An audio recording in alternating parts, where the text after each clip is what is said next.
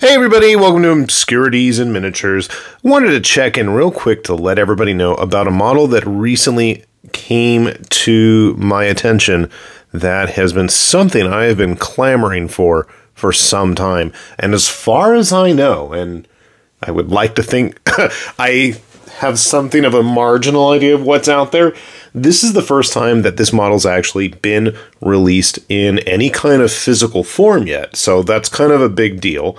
Obviously, you saw it in the thumbnail, but we wanted to talk today about Irnkman's minis, and he's one of the very few that's just been steadily plugging along, filling in a lot of gaps for interesting and esoteric video games and franchises that a lot of us have either grown up with or played extensively or just really big fans of the visual designs of.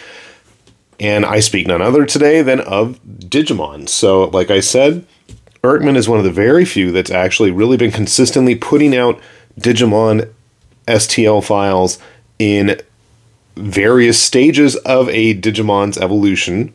So we've got obviously the rookie, baby, intermediate, and then getting up into the bigger models, and naturally they're all to scale, or somewhat to scale, because the guy that we're showing off today and talking about, like I said, is obviously going to be, well, if you're going by the actual scale of the games, he's absolutely massive, but that's okay. Today we're going to take a look at Gracenovamon, who is the most anime-looking Digimon we've seen in some time.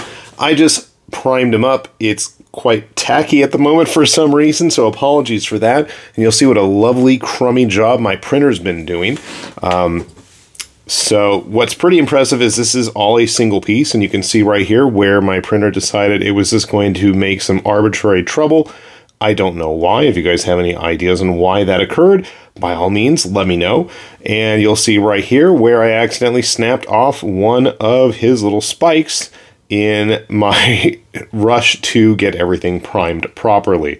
So a very interesting symmetrical mech design. Lots of spikes, lots of colors actually once he's done, and I can guarantee you're going to see him in the very near future painted up because, well, this is something that I have been nagging Irnkman about doing for some time. I know I'm not the only one, but I feel like a personal vindication of all of my incessant nagging has paid off. This is something I really wanted to see represented in 3 dimensions on the tabletop, and I've got paint on my fingers still. Okay. So it's just something really cool. I don't know if you guys are familiar with this stuff. Like I said, he has been putting out a whole slew of Digimon models. This is one of my, unfortunately, unfinished Shine Greymons. I will get around to finishing it. I'm putting it on video just to show, yes, it exists. I am going to get to it. And if Digimon aren't exactly your fancy, there are always plenty of other types of fighting monsters that might look somewhat familiar to you. Fighting monsters aren't your thing exactly. Well, that's okay. There's also various characters from various fighting games that have made appearances. Me being a big fan of Guilty Gear and the Arc System Works stuff. What was this, Dungeon and Fighter?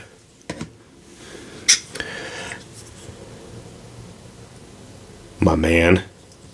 Speaking of which, we are supposed to see an updated one. I didn't forget about him. Nagoriyuki. There's been Fate models for those of you who are into the Fate series of games. What's his name? I'm hoping someday somebody wants to make a Minamoto no, what's his name? Tatemono? My own personal favorite. Okitasoji. And even guys with big swords, if that's your thing. So, if you haven't had a chance, do take a look. I guess my next step is to start nagging Irnkman about some kind of other esoteric, obscure Digimon figure, but yeah. Other than my printer being kind of dumb, it is really cool to see this in 3 dimensions. And chances are, if you're a fan of any of this stuff, especially franchises, character designs coming out of Japan, modern Japan, you owe it to yourself to take a look, obviously, if you have a printer. So, with that said, then, this has been High Lord Tamberlane with Obscurities and Miniatures saying thanks for watching, and we will see you back here soon. Bye-bye.